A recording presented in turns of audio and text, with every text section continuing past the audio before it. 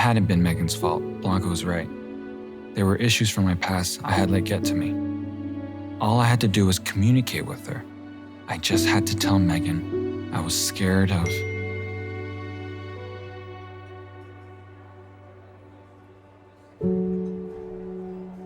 I guess she really had moved on. Maybe I was wrong. Maybe it was finally time to stop carrying this thing around with me everywhere.